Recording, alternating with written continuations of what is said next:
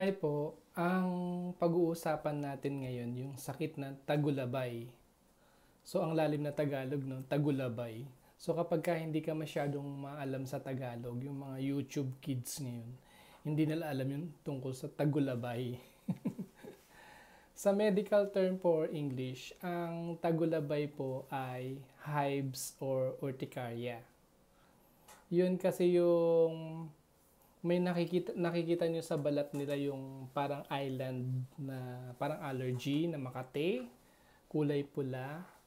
Ito ang cause po nito, yun yung nag-release yung mga mast cells mo ng mga histamine para mag-dilate yung mga blood vessel mo dun sa balat. Tapos merong fluid leak dun sa balat mo. Kaya nandun sila sa balat mo, parang kala mo mapa ng Pilipinas. Tapos Makati po yun, very pruritic. Kaya ang tawag po doon, hives or urticaria.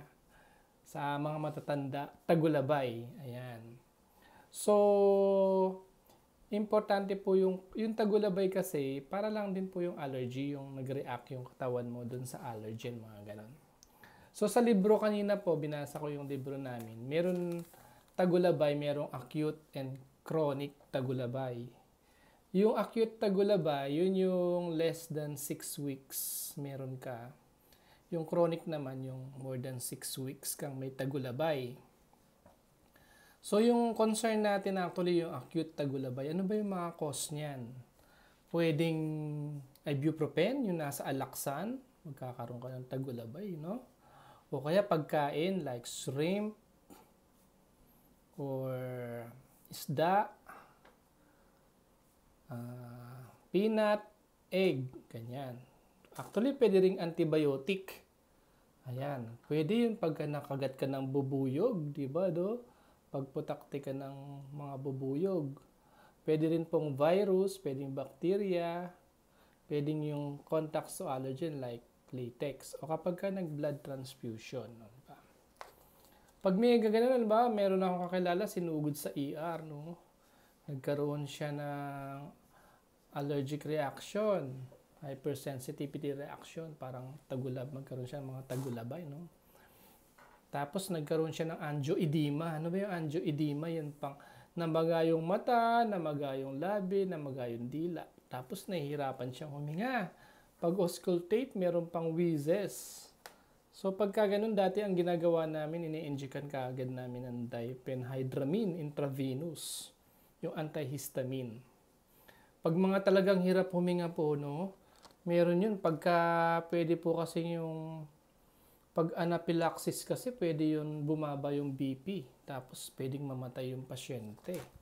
Kaya iba, kapag hindi umuubra yung antihistamine, binibigyan ng epinephrine. Ayan. Ano pa ba yung ibang cause ng tagulabay kapag na-expose ka sa... Kumbaga, hindi siya laging allergen eh. Minsan yung cause ng tagulabay, hindi mo maintindihan, bigla na lang lumabas sa'yo. Kapag ka na-stress ka lang, minsan nag-away kayo ng jowa mo, ganyan, na-stress ka, pwede ka magkaroon ng tagulabay. Minsan mainit na panahon, pwede ka magkatagulabay. Malamig na panahon, pwede ka magkatagulabay. Nahilito na ako. Tagulabay. Kapag ka na-expose ka sa water, pwede ka rin tagulabay. Ayan, yung tinatawag nilang cholinergic tagulabay. Kapag ka na-stress ka. Solar tagulabay pagka na-expose ka sa araw. Cold tagulabay pagka malamig. Aquagenic tagulabay pagka sa tubig. Yung iba naman po kasi kapag nag-exercise ka, pwede ka magtagulabay.